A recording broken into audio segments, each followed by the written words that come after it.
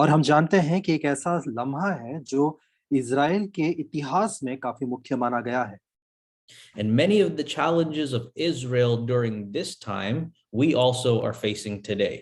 और इज़राइल के जीवन में आए हुए इन तकलीफों को वर्तमान काल में हम हमारे जीवन में जरूर महसूस करते हैं। Ruth teaches us how God is working in the midst of difficult moments. Ruth का किताब या रूत की जिंदगी हमें सिखाती है कि किस प्रकार परमेश्वर एक मुश्किल समय में भी हमारे जीवन में कैसे काम करते हैं।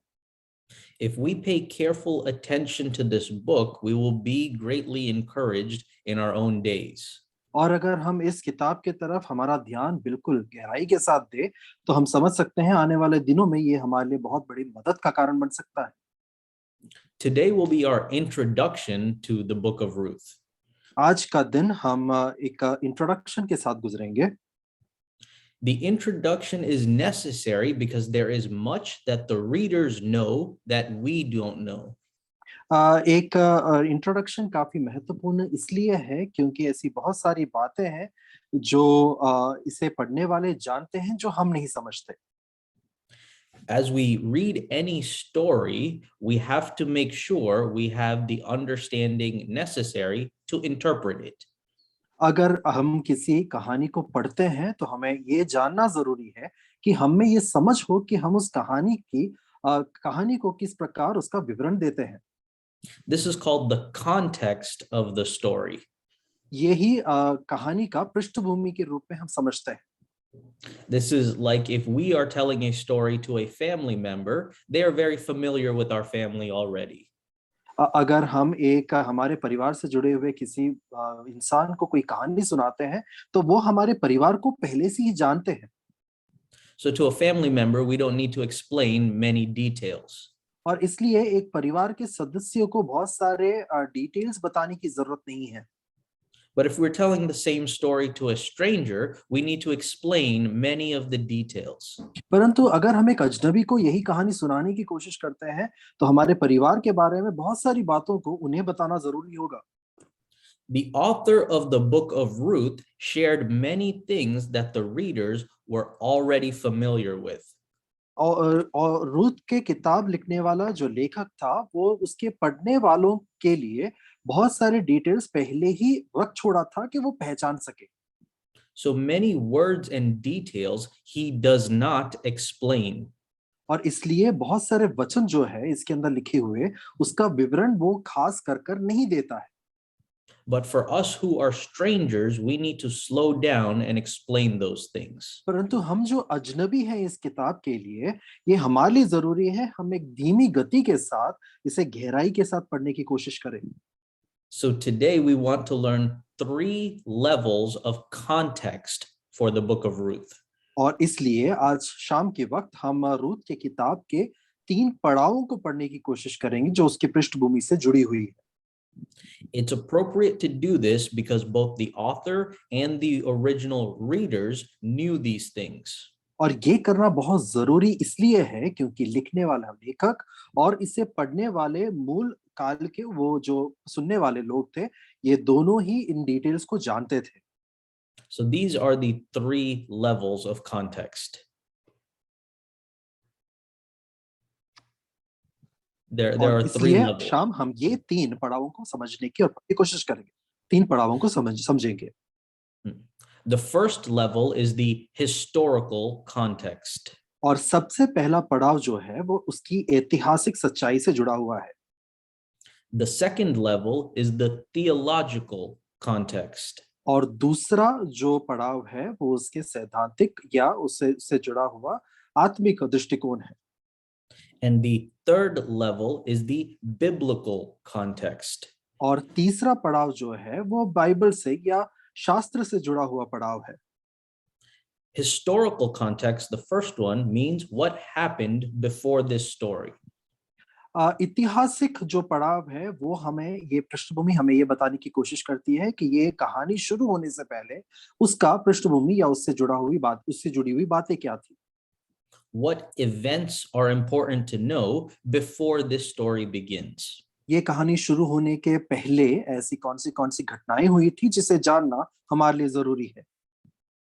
The second level of context is theological context. दूसरा पड़ाव जिस प्रकार हम जानते हैं थियोलॉजिकल या धार्मिक पड़ाव जो है, This looks at what God has said about what is happening. यहाँ पर हम ये समझने की कोशिश करते हैं कि परमेश्वर ने उन्होंने क्या कहा जो यहाँ पर होने वाली घटनाओं से जुड़ा हुआ है। And the third of biblical context tells us what we should understand about these things. और तीसरा पड़ाव या तीसरा जो लेवल है वो हमें ये बताता है शास्त्र से जुड़ा हुआ, जो हमें समझाता है कि हमें इससे क्या सीखना जरूरी है। And all of these things the author includes in his introduction. और ये सब कुछ लेखक जो है अपने इंट्रोडक्शन में बताने की कोशिश करता है। The introduction of the book of Ruth is chapter 1 verses 1 through 5. और इसकी परिचय के रूप में, इसके इंट्रोडक्शन के रूप में रूत का किताब पहला अध्याय और उसके पहले वचन से उसके 5वें वचन तक हम देख सकते हैं। And brother, you may read that, please. उसके पहले से लेकर 5वें वचन तक। जिन दिनों में न्यायी लोग न्याय करते थे, उन दिनों में देश में अकाल पड़ा। तब यहूदा ने बेतलहेम का एक पुरुष अपनी स्त्री और दोनों पुत्रों के संग लेकर मोआब के देश में परदेशी होकर रहने के लिए चला। उस पुरुष का नाम एलीमेलेक और उनकी पत्नी का नाम नओमी और उनके 2 बेटों का नाम महलोन और किलियोन थे। ये एप्राती अर्थात यहूदी में बेतलहेम में रहने वाले थे और मोआब के देश में आकर वहां रहे। और नओमी का पति एलीमेलेक मर गया और नओमी और उसके दोनों पुत्र रह गए। और इन्होंने एक एक मोआबी ब्याह ली। एक स्त्री का नाम ओर्पा और दूसरी का नाम रूथ था। फिर वो वहां कोई 10 वर्ष रहे। वचन 5, तब महलोन और किलियोन दोनों मर गए। तब नओमी अपने दोनों पुत्रों और पति से रहित हो गई। In these 5 verses, the author prepares us to understand the entire story. इन 5 वचनों में लिखने वाला लेखक जो है हमें आने वाली कहानी को पूरी तरह समझने के लिए जो कुछ कहना चाहता है वहां पर बताता है। The first thing is to notice the historical context. सबसे पहले जो हमें ध्यान देना है वो उसकी ऐतिहासिक रहस्यों के पीछे है। He tells us the time period when this story takes place. वो बताने की कोशिश करते हैं ये कौन सा समय था जब ये कहानी हो रहा है। In verse 1, he says, in the days when the judges governed. उसके पहले वचन में हम इस प्रकार पढ़ते हैं, जिन दिनों में न्यायी लोग न्याय करते थे। Knowing that time is important to understand what is taking place. वो समय को समझना जरूरी है ताकि हम ये पहचान सके वो कहानी किस प्रकार का है। So the story of Ruth actually begins on the previous page of our Bible. और इसलिए रूत की कहानी जो है एक पन्ना पीछे अगर हम जाए वहां से शुरू होता है। Ruth begins where Judges ends. Ruth की कहानी वहां से शुरू होती है जहां पर न्यायों की कहानी खत्म होती है। We know from reading the book of Judges that this was a wicked time. न्यायों की किताब पढ़ने से हम ये समझते हैं कि ये एक ऐसा समय था जो अधर्म से भरा हुआ था। It is the dark period of Israel's history. एक ऐसा इज़राइल का समय जो बिल्कुल अंधकार में था और अधर्म में डूबा हुआ था। During that time, there was uncontrolled idolatry. इस समय में एक ऐसा समय बिताया जा रहा था जहां पर मूर्ति पूजा बिना किसी सीमा के की जाती थी। There was all kinds of immorality. और हर प्रकार का अनैतिकता उस जमाने में देखा जाता था। And even the tribes of Israel were at war with one another. केवल इतना ही नहीं परंतु इज़राइल के जातियों में ही इस प्रकार का एक प्रकार का युद्ध देखा गया था। It was a lawless time period for the people who should have had God's law. वो एक ऐसा समय था जहां पर उन लोगों के बीच में जिनसे उम्मीद किया जा रहा था कि परमेश्वर का न्याय वो रखेंगे, अर्थात वो ऐसे समय में थे जहां पर कोई भी न्याय देखा नहीं गया था। And the book of Judges ends without hope. और न्यायों का किताब उम्मीद रहित शब्दों के साथ खत्म होता है।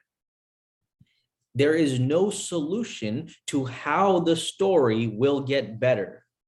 और वहां पर वो कहानी से उभरने के लिए किसी भी प्रकार का कोई भी हल उसका उम्मीद हम नहीं कर सकते। And so the reader of the book of Judges is left worried, concerned about how things will improve. और इसलिए यूनाई लिखने वाला लेखक जो है वहां पर दुखी है, समस्या में है और इस सोच में है कि ये कहानी को उभरने के लिए किसके ऊपर उम्मीद रखा जाए या क्या किया जाए। It is during this dark, hopeless period of Israel's history that this story takes place. और ये ऐसा समय, अंधकार से डूबा हुआ उम्मीद रहित समय में एक ऐसा घटना होता है, एक ऐसी कहानी का उत्पत्ति होती है जिसके बारे में हम अभी पढ़ रहे हैं, वो रूत का किताब है। The historical context helps us to understand that this is not a simple time period, but a difficult time period. इसलिए हम समझते हैं कि ऐतिहासिक वो जो पृष्ठभूमि है वो हमें समझाता है ये कोई साधारण समय नहीं है जब ये रूत का कहानी शुरू हो रहा है, परंतु वो एक बहुत ही गंभीर और अंधकार से भरा हुआ एक समय था। Of all the time that Israel lived in the land, this was the worst time. और इज़राइल उस जमीन पर जितने भी काल जीवित थे या वो उपस्थित थे, उन सब में सबसे बुरा और कठिन समय अगर पूछा जाए कौन सा है, वो ये है। And that is when this story is taking place. और उस समय पर हम देखते हैं इस कहानी का शुरुआत होता है। For us as readers, that is an important lesson. और इसलिए हम पढ़ने वालों के लिए ये बहुत बड़ी एक सीख है जो हमें समझना चाहिए। If Ruth is able to give hope to those who lived in this period, then we also should have hope for our time. अगर रूत एक ऐसे जमाने में ऐसे लोगों को जो कठिन समयों से गुजर रहे थे उसे उम्मीद दे सकती है, तो हम भी हमारे वर्तमान काल में लोगों के लिए उम्मीद का कारण बन सकता है। We also live in an immoral and lawless time. हम भी एक ऐसे समय में जीवित हैं जहां पर अनैतिकता और न्याय बिल्कुल ना के बराबर है। In the book of Judges, we do not see any heroes, any role models. हम न्यायों की किताब में कहीं पर भी किसी नायक या नायक के रूप में किसी व्यक्ति को चित्रण करके नहीं देख सकते। But even in this dark period, the book of Ruth teaches us two role models, one man and one woman. परंतु इस कठिन अंधेरे से भरे हुए समय में भी रूत का किताब हमें दो ऐसे नायकों का चित्रण देता है, एक व्यक्ति, एक पुरुष और एक स्त्री। But this historical context forces us to ask about the theological context. परंतु ये ऐतिहासिक पृष्ठभूमि जो है वो हमें थियोलॉजिकल या धार्मिक पृष्ठभूमि को एक सवाल पूछने पे मजबूर करता है। Because the things that were taking place were not random occurrences, they occurred for a reason. क्योंकि यहाँ पर जो कुछ हो रहा था, जो भी घटनाएं घट रही थी, वो अपने आप अकस्मात रूप में नहीं चल रहा था, परंतु उसके पीछे एक कारण थी जिसकी वजह से वो हो रहा था। We notice three things about this family in the introduction. हम इस परिचय में करीब ऐसी 3 चीजों को देखते हैं जो इस परिवार से जुड़ा हुआ है। First, there is a famine in the land. सबसे पहले हम वहां पर देखते हैं कि एक ऐसा अकाल वहां पर पड़ा। And the family is forced to leave the promised land to go to a different place. और वो परिवार के ऊपर एक ऐसा बोझ आया कि वो वायदे से भरे उस जगह को छोड़कर दूसरे स्थान पे अपने जगह को बदल दे। And the father and the sons die in that place. और हम देखते हैं पिता और पुत्र जो है, दोनों पुत्रों का मृत्यु वहां पर हो जाता है। These are all things that the readers would have known come under the judgment of God. हम इस प्रकार देखते हैं, पढ़ने वालों ने इस विषय को इस प्रकार देखा होगा जैसे परमेश्वर का न्याय वहां पर हुआ है। The author doesn't tell us about any. Can you repeat that, brother? Yes, the author doesn't tell us if this family had any particular sins. लिखने वाला कहीं पर भी इस बात का पुष्टिकरण नहीं करता है कि इस परिवार में किसी भी प्रकार का पाप हुआ है। But we do learn from the law of Moses that as a nation, these are the consequences of sin. परंतु हम मूसा के द्वारा ये समझते हैं कि एक राज्य या एक देश के आधार पर अगर हम देखें तो कुछ ऐसी बातें हैं जो नहीं करना है या पाप के रूप में गिना जा सकता है। The theological context is that Israel would flourish when they obeyed. धार्मिक पृष्ठभूमि हमें ये समझाता है कि इज़राइल के बीच में, इज़राइल के जीवन में समृद्धि तब भी होगा जब वो परमेश्वर की आज्ञाओं को मानेंगे। When they disobeyed, they would face discipline and hardship. परंतु अगर वो आज्ञा को नहीं मानते हैं तो उनके जीवन में कठिनाई आएगी, साथ ही साथ उनका जीवन कठोर हो जाएगा। We read about this in Deuteronomy chapter 6. हम व्यवस्था विवरण का किताब उसके 6 अध्याय में इसके विषय में पढ़ते हैं। Brother, you may read chapter 6, verse 1, 2, and 3.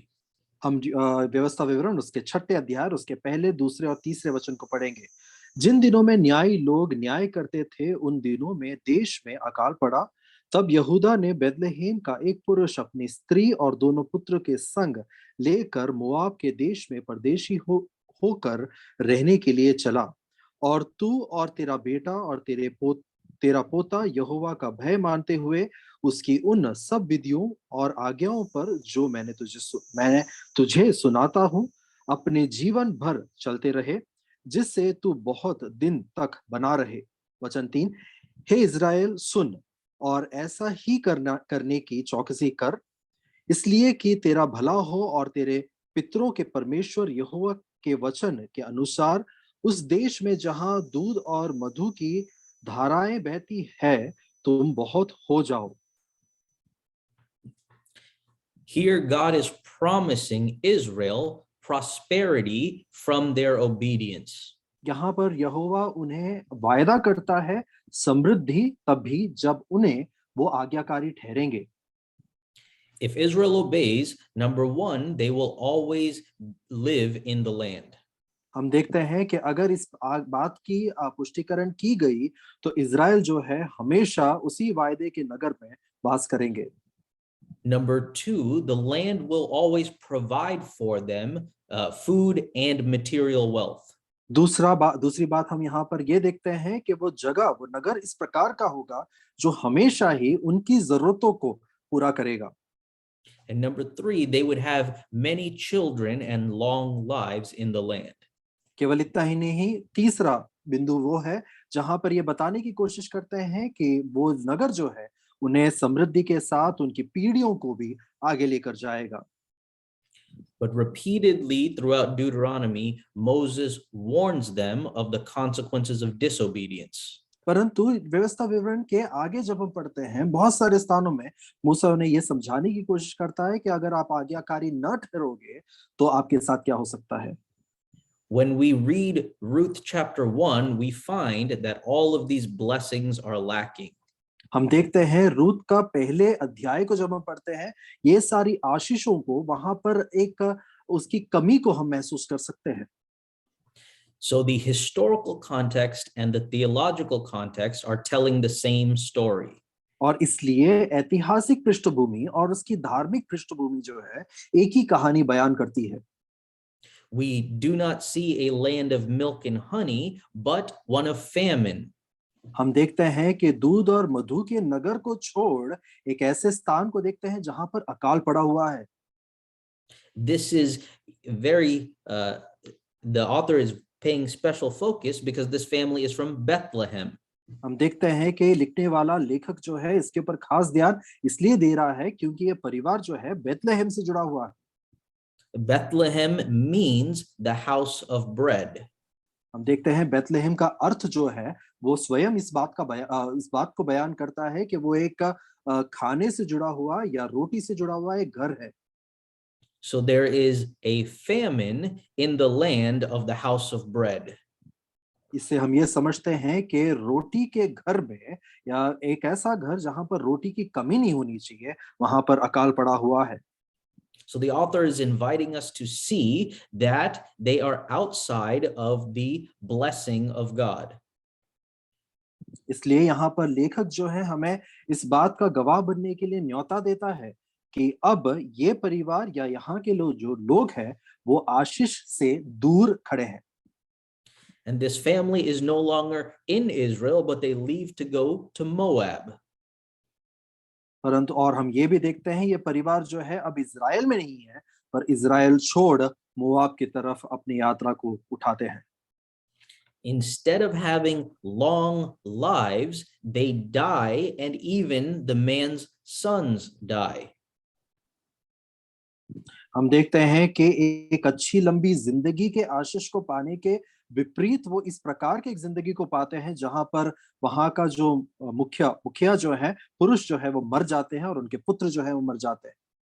So this story is told in a period when Israel is under covenant judgment. और इसलिए ये एक ऐसे समय पर बोली गई कहानी है जहां पर इजराइल जो है एक बहुत ही कठोर और अंधकार से भरे हुए समय से गुजर रहा था. And so the historical context and the theological context are very dark.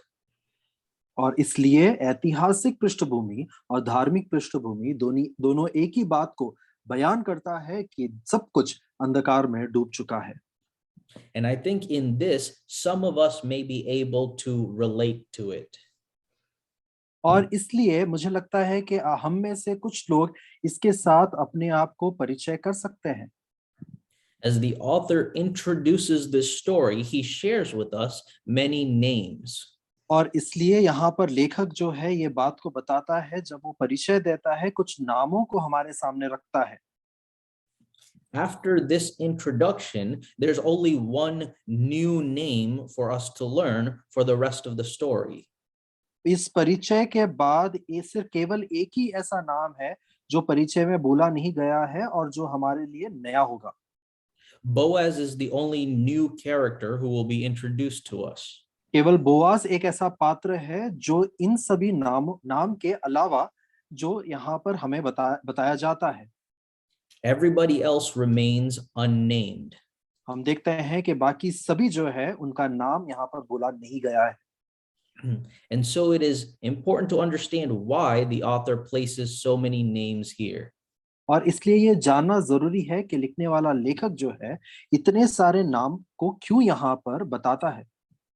We already saw the importance of the name Bethlehem. हमने पहले से ही बेथलेहेम नाम का अर्थ समझ लिया है. But the names of the characters are also important. परंतु उसी के साथ यहाँ पर जितने पात्र हैं उनके नाम का अर्थ जानना भी जरूरी है. The name Elimelech means my God is king. Elimelech नाम का अर्थ ये है मेरा परमेश्वर राजा है. We will have much to say about that in a future time. आने वाले दिनों के क्लासेस में हम उसके बारे में और भी ज्यादा गहराई से पढ़ेंगे. The name Naomi means pleasant. नओमी अर्थ का शब्द का अर्थ ये है कि सब कुछ बड़ा ही मनोहर है. The name of Mahlon and Chilion means sickness and wasting away. Malone और किलियन का जो अर्थ है शब्द का अर्थ है वो ये है कि नष्ट हो जाना या बीमारी से जुड़े हुए उस अर्थ को दिखाता है. I don't know why parents would name their children that. मुझे नहीं समझ में आ रहा है कि एक माता पिता अपने पुत्र के नाम जो है इस प्रकार के अर्थ के साथ जोड़कर कैसे रख सकते हैं. But the author takes the time to tell us the names. परंतु लिखने वाला लेखक हमें बताता है कि उनके नाम जो है वो ये थे. The names of the daughter-in-laws are also given to us. हम देखते हैं कि वहां पर जिन वधुओं से वो शादी करते हैं वो बेटे जो शादी करते हैं उनका नाम भी लिखा गया है. Orpah likely means something like stiffness or stubbornness. औरपा जो शब्द है उसका अर्थ जड़ होना है या कठोर होना है या हम जिद्दी होना है. Ruth means friendship. रूत शब्द का अर्थ जो है वो दोस्ती है. Now, what are all of these names here to teach us? ये सारे नाम से, इन सारे नामों से हम क्या सीखने की कोशिश करते हैं? In verses 1 and 2, it seems like the main character of the story will be Elimelech. I'm sorry, brother, can you please repeat that?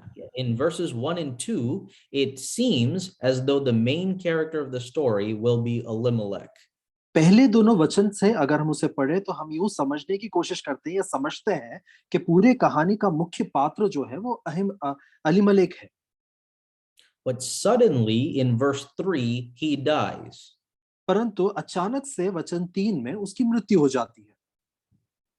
This is a shocking thing even for us, the readers.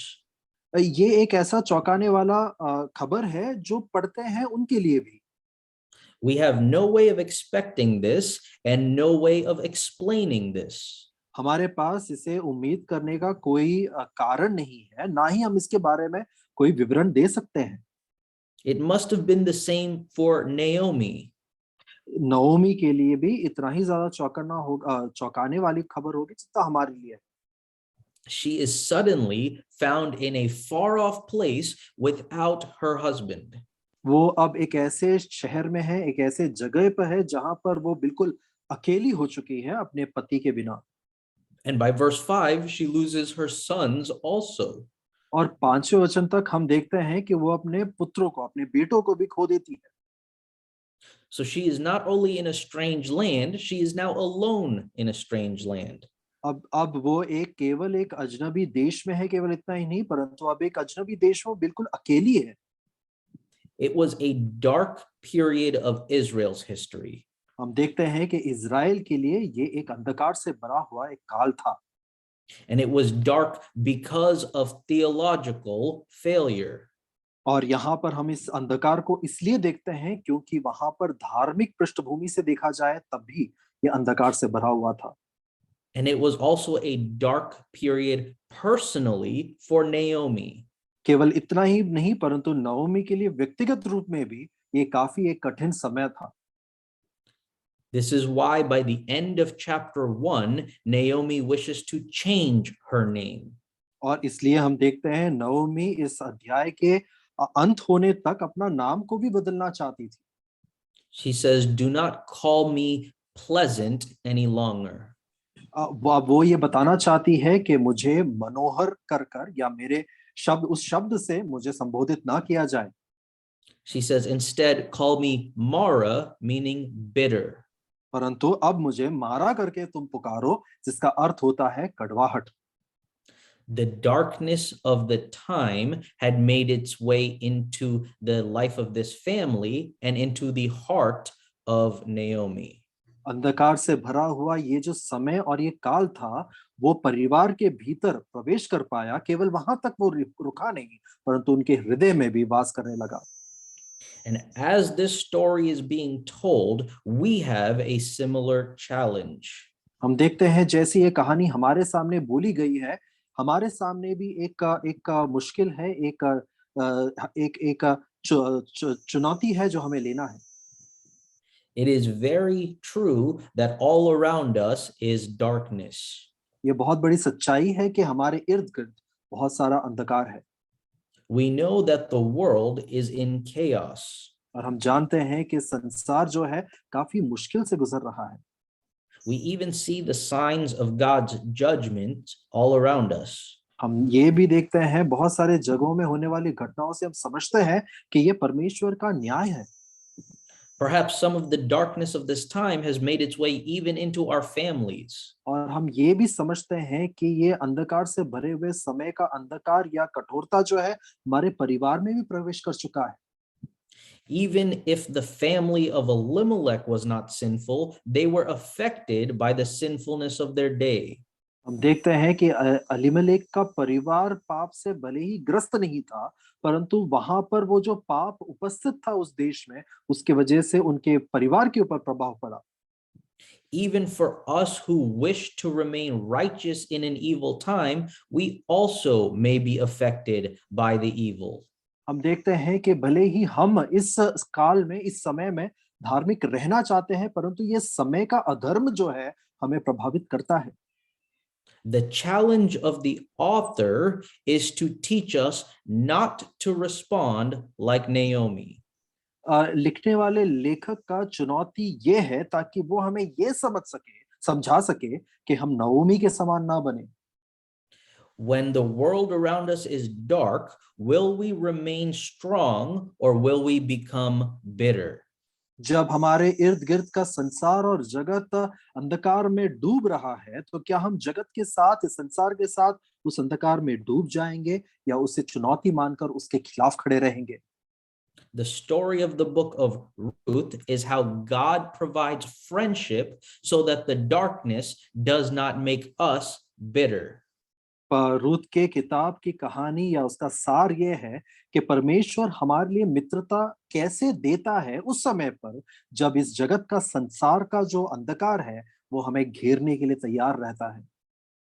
And to understand how, we have to look at the biblical context. और इस क्यों के जवाब को या कैसे के जवाब को अगर हमें उत्तर देना है तो हमें शास्त्र की पृष्ठभूमि को समझना जरूरी है। We looked at the historical context. हमने ऐतिहासिक पृष्ठभूमि को समझा। The historical context is the wickedness of the period of the judges. और हम देखते हैं ऐतिहासिक पृष्ठभूमि हमें समझाता है कि वो न्यायों के जमाने के अंधकार को या पाप को दिखाता है। We looked at the theological context. हमने धार्मिक या थियोलॉजिकल पृष्ठभूमि को भी समझने की कोशिश की। That is the absence of God's blessings and the presence of his judgment. और हमने ये समझा उसमें से कि यहाँ पर परमेश्वर के आशीषों की कमी या ना के बराबर हम देखते हैं, परंतु उनके न्याय को बरसते हुए देखते हैं। That is explained in the Mosaic covenant. और वो मूसा से जुड़े हुए सिद्धांत में हम देखते हैं। But there is a broader and bigger story which we need to understand. परंतु एक ऐसा बड़ा राज और बड़ी कहानी अब रह जाती है जिसे हमें समझना जरूरी है। This is the biblical context. ये शास्त्र से जुड़ा हुआ पृष्ठभूमि है। This biblical context helps us to understand God's message for us. ये शास्त्र से जुड़ा हुआ पृष्ठभूमि हमें ये समझाने की कोशिश करता है कि परमेश्वर हमसे क्या बोलना चाहते हैं। And it begins by connecting the name of Elimelech to the book of Judges. और ये संदेश हम एलिमेलेक के नाम से समझने की कोशिश करते हैं जो न्यायों की किताब के साथ जोड़ा गया है।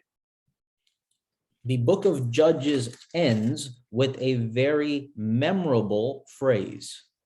न्यायों का किताब बहुत ही याद रखने वाले एक शब्द के साथ खत्म होता है। Judges chapter 21 verse 25. न्यायों का किताब उसका 21वां अध्याय और उसका 25वां वचन। You can read that. उन दिनों में इजराइलियों का कोई राजा न था, जिसको जो ठीक सूझ पड़ता था वही वो करता था।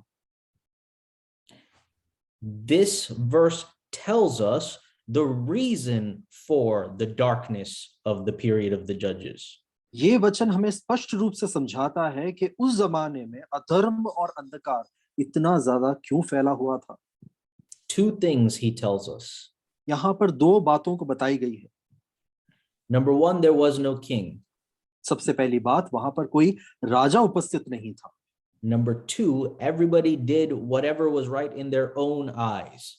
दूसरी बात ये कि जिसको जो ठीक पड़ता था वो अपने हिसाब से काम करता था। This phrase is found 4 times total in the book of Judges. हम न्यायों की किताब में इसी भाग को, इसी वचन को करीब 4 बार पढ़ते हैं। And this has been a problem for Israel for a long time. और हम देखते हैं कि इजराइल के जीवन काल में ये बहुत बड़ा समस्या के रूप में हम इसे समझते हैं। The period of the judges lasts almost 400 years. हम जानते हैं कि न्यायों का जो काल है वो करीब 400 साल ठहरा था। Even before that, Moses was telling Israel the same thing. हम देखते हैं ये भी सच है कि इस काल के पहले मूसा के जमाने में भी मूसा इसी बात के ऊपर जोर डालता था। Moses was speaking to the children of Israel in the wilderness. हम देखते हैं कि मूसा जो है वो इज़राइल के संतानों से यही सारी बातें उस मरुभूमि में करता था। Even then he told them, you shall not do what is right in your own eyes. और वहां पर भी उन्होंने यही शब्दों का इस्तेमाल किया और कहा कि जो तुमसे ठीक बन पड़ता है वो तुम ना करो। So the book of Judges shows us the consequences of a long-standing problem. और इसलिए न्यायों का किताब हमें ये चित्र दिखाता है जो एक बहुत ही पुराने समस्या से जुड़ा हुआ था। The problem of there being no king and everyone doing whatever is right in their own eyes. एक ऐसा समस्या जहां पर नेतृत्व के लिए कोई राजा नहीं है, साथ ही साथ जिन्हें जो ठीक पड़ पड़ता है वही सब किया जा रहा है। As the story of Ruth begins, we're introduced to a man with an important name. हम देखते हैं परंतु रूत का किताब जैसे ही शुरू होता है वहां पर एक व्यक्ति का नाम बोला गया है जो एक मुख्य पात्र के रूप में दर्शाया गया है। Judges ends by saying there is no king. Ruth begins with a man named My God is King. हम देखते हैं कि न्याय का किताब इस भाग से खत्म होता है, इन शब्दों से खत्म होता है कि कोई राजा उपस्थित नहीं है, परंतु रूत का किताब इस नाम से शुरू होता है जिसका अर्थ है कि मेरा परमेश्वर ही मेरा राजा है। We as the readers are immediately saddened in verse 3 when he dies. हम देखते हैं तीसरे वचन में पढ़ने वाले हम जो है दुखी होते हैं ये जान के कि एलीमेलेक जो है वो मर चुका है। We know why they were suffering in the book of Judges. We know the solution is for God to be their king. हम देखते हैं कि हम देखते हैं इस बात को कि न्यायों की किताब में इज़राइल की जनता क्यों समस्या में थी, उनकी समस्या क्या थी और उनका हल जो है हम रूत की किताब के पहले 2 वचनों में पढ़ते भी हैं। The man who has the right name, the right theological lesson, dies, and we are again left without hope. परंतु अब जो उम्मीद था हमारे पास वो तीसरे वचन में मर चुका है। वो व्यक्ति जिसका नाम में या जो बताता है कि वो यहोवा मेरा परमेश्वर है, अब वो नहीं रहा। And the author does this to teach us that this is the most important lesson of all of Scripture. और लिखने वाला हमें यही बताने की कोशिश करता है या यही सीख देने की कोशिश करता है जो शास्त्र भर में खिंचा हुआ है। From Genesis to Revelation, the great question is how shall man escape death? उत्पत्ति से लेकर प्रकाशित वाक्य तक एक सबसे बड़ा मुख्य सवाल जो हमारे सामने रखा गया है वो ये है, मनुष्य किस प्रकार मृत्यु से खुद को बचाएगा। This is the biblical context to which we want to connect the story of Ruth. यही वो शास्त्र से जुड़ा पृष्ठभूमि है जिसके साथ हम रूत की किताब को जोड़ना चाहते हैं। What we find is that this story goes as far back as Genesis chapter 1. हम देखते हैं कि इस कहानी की शुरुआत कहीं उत्पत्ति के पहले अध्याय में पाते हैं। What God was doing in bringing Israel to the promised land was a response to the fall in the Garden of Eden. हम देखते हैं कि जब उस मनुष्यों का पुरुष और स्त्री का पतन हुआ उसके तरफ एक उत्तर के रूप में हम देखते हैं इज़राइल को परमेश्वर उनके परिवार में जोड़ने की कोशिश करता है। We remember from the theological context that it was a blessing to live in the promised land. हम जानते हैं कि धार्मिक पृष्ठभूमि के रूप में हम समझते हैं ये उनके लिए एक आशीष था कि वो वायदे के उस नगर में वास कर सके। This itself is connected to a broader biblical context. ये वचन खुद या ये सोच अपने आप में धार्मिक पृष्ठभूमि से कई गुना ज्यादा जुड़ा हुआ है। We don't have the time to read all of them, so let me tell you where it is found. हमारे पास वक्त नहीं है कि हम उन सारे भागों को पढ़े, इसलिए मैं बस आपको बताना चाहता हूँ कि वो वहां कहाँ कहाँ लिखा हुआ है। In Genesis chapter 2, we read that the boundaries of the Garden of Eden are marked by 4 rivers. हम देखते हैं कि उत्पत्ति उसके दूसरे अध्याय में ईदन के बगीचे के इर्द गिर्द करीब 4 नदियों के बारे में कहा गया है। As God sends Israel into the promised land, their boundaries are also marked by the bodies of water. जब यहोवा अपने प्रजा को, अपने लोगों को उस वायदे से भरे हुए नगर में भेजता है, उस नगर के इर्द गिर्द में भी 4 ऐसे नदियों को पाया गया है। And as Adam and Eve are removed from the garden, God places an angel there at the entrance. हम देखते हैं जब आदम और हव्वा को उस बगीचे से निकाला गया था, वहां पर चौकीदारी के लिए परमेश्वर ने अपने दूतों को खड़ा किया था। As Israel is entering into the promised land in the book of Exodus, we read that they are led by the angel of the Lord. हम देखते हैं कि परंतु जब परमेश्वर ने अपनी प्रजा को वायदे से भरे उस नगर में जब प्रवेश करवाया, तो उनका प्रवेश में उनके साथ परमेश्वर का दूत उपस्थित था। You can read these things in Exodus chapter 23. हम इन बातों को निर्गमन की किताब उसके 23वें अध्याय में पढ़ सकते हैं। It's Genesis chapter 2 compared with Exodus chapter 23. उत्पत्ति उसका दूसरा अध्याय, उसकी तुलना आप निर्गमन का किताब उसके 23वें अध्याय से कर सकते हो। So we see that God's purpose in bringing Israel to the promised land is him undoing the effects of the fall in the Garden of Eden. इसलिए हम ये देख सकते हैं कि परमेश्वर जब निर्गमन की किताब उसके 23वें अध्याय में अपने प्रजा को उस वायदे से भरे हुए नगर में प्रवेश करवाता है, वो इसलिए करवाता है ताकि उसकी भरपाई की जा सके जो उत्पत्ति के किताब उसके दूसरे और तीसरे अध्याय में उनकी लोगों ने खोया है। And in continuing that story from Genesis, we see how God plans to bless all of creation through Israel. और हम देखते हैं कि उस कहानी के आगे बढ़ते वक्त हम इस बात को समझते हैं कि किस प्रकार इज़राइल के द्वारा परमेश्वर ने जगत में अलग-अलग जगहों पर आशीष को फैलाया। This is what God says to Abraham in Genesis chapter 12. और यही बात को उत्पत्ति उसके 12वें अध्याय में परमेश्वर जो है अब्राहम से कहते हैं। And repeating many times, God says, in you, all the families of the earth will be blessed.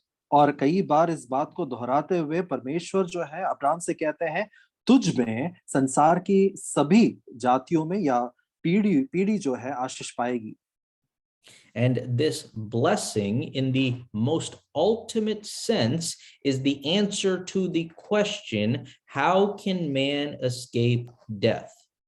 और इन आशीषों को पाते वक्त या ये आशीष जो है हमें इस सबसे बड़े सवाल का उत्तर देने का प्रयास करता है कि इंसान जो है वो मृत्यु से किस प्रकार बच सकता है। In the book of Genesis, we have many genealogies. हम जानते हैं उत्पत्ति की किताब में हम बहुत सारे पीढ़ियों के बारे में पढ़ते हैं। The first is found in chapter 5. सबसे पहला जो पीढ़ी के बारे में जो बातें लिखी गई है वो उसके 5वें अध्याय में, उत्पत्ति इसका 5वां अध्याय। And the striking thing there is that we hear repeatedly, and he died. हम देखते हैं कि वहां पर जो बात हमें खटक सकती है वो ये है, इस प्रकार लिखा हुआ है कि वो मर गया।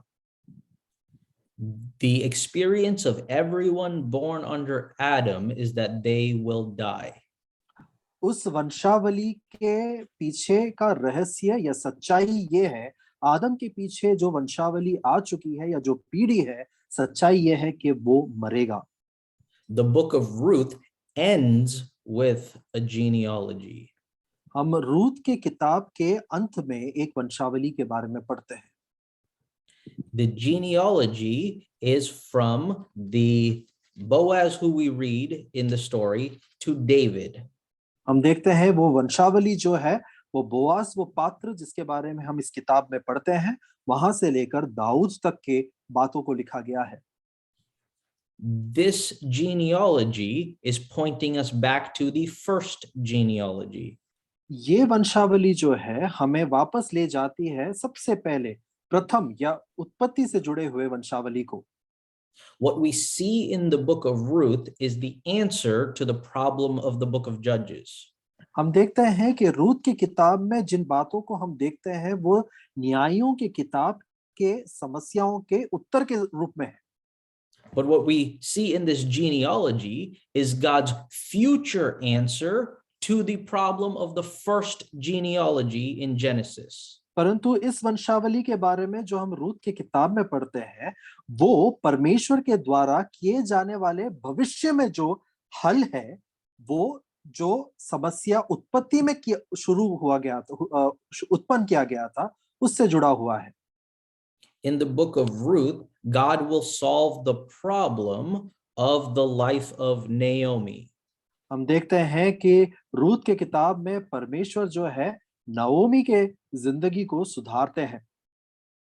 In the book of Ruth, God will provide the answer for the problems of Israel. और रूत के किताब में हम देखते हैं कि इज़राइल से जुड़े हुए समस्याओं का हल भी परमेश्वर देते हैं। And the book of Ruth points forward to when God will provide the answer to the most dangerous enemy, the enemy of death. और रूत का किताब आने वाले भविष्य में भविष्य की तरफ उंगली उठाकर ये समझाने की कोशिश करता है कि सबसे बड़ा जो दुश्मन है, जो बैरी है, मृत्यु, उसके तरफ हमारा उत्तर या हमारा हल क्या होगा। And as we study in the weeks to come, we will keep these things in mind. आने वाले सप्ताहों में जब भी हम हमारी इस पढ़ाई के साथ आगे बढ़ेंगे, इन सत्यों को हमेशा हम हमारे मस्तिष्क में रखेंगे। The first verse teaches us the problem. पहला वचन हमें समस्या के बारे में पढ़ाता है। The last verse provides us the solution. आखिरी वचन हमें हल के बारे में या उस उत्तर के बारे में बताता है। The first verse says, this was in the days when the judges governed. हम पहले वचन में इस प्रकार पढ़ते हैं, जिन दिनों में न्यायी लोग न्याय करते थे।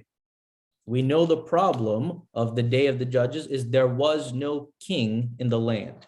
हम जानते हैं न्यायों के जमाने में समस्या क्या था कि उस जमाने में कोई राजा नहीं था। The last verse and the last word of the book of Ruth is David. हम देखते हैं कि आखिरी वचन या स्पष्ट रूप में कहा जाए आखिरी शब्द जो है रूत की किताब का दाऊद से खत्म होता है।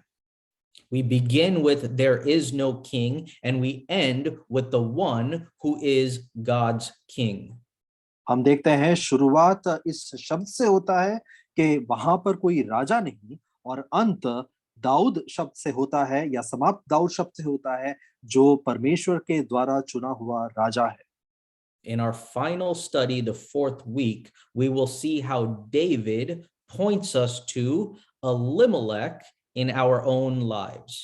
आखिरी सप्ताह में हम इस बात को पढ़ने की कोशिश करेंगे किस प्रकार दाऊद जो है एलीमेलेक की तरफ अपने उंगली को उठाकर हमारे जिंदगी के से जुड़े हुए सच्चाई को समझाता है। God provides King David for Israel. हम देखते हैं कि परमेश्वर इज़राइल के लिए दाऊद राजा को रखता है। God provides for us the son of David who is God our king. हम देखते हैं परमेश्वर हमारे लिए दाऊद के पुत्र को नियुक्त करता है जो स्वयं परमेश्वर खुद है। And so in the book of Ruth, God is addressing problems of every level. और इसलिए रूत के किताब में परमेश्वर जो है अलग-अलग पड़ाव से जुड़े हुए बातों को हमारे साथ बांटता है। He is dealing with the problem of all of history. सबसे पहले वो इतिहास से जुड़े हुए समस्याओं को हमारे सामने रखते हैं। He is dealing with the problems of Israel. केवल इतना ही नहीं परंतु इज़राइल से जुड़े हुए समस्या को हमारे सामने रखते हैं। He is even concerned with the problems of our own families and our own heart. केवल इतना ही नहीं परंतु वो हमारे परिवार से जुड़े हुए और हमसे जुड़े हुए व्यक्तिगत तौर पे हमारे हृदय से जुड़े हुए समस्या के बारे में चिंतित है। And in this story, we learn how God uses a redeemer to bring his plan into our lives. केवल इतना ही नहीं, परंतु हम इस कहानी के द्वारा ये भी समझते हैं किस प्रकार परमेश्वर एक छुड़ाने वाले को तैयार करते हैं ताकि हम उस छुटकारे को महसूस कर सकें। May God help us to meditate on these things and honor the Lord Jesus in the days to come. परमेश्वर हमारी मदद और सहायता करे आने वाले दिनों में पढ़ाए हुए इन बातों के ऊपर हम ध्यान लगा सके और इससे और भी ज्यादा बातों को सीख सके। Thank you.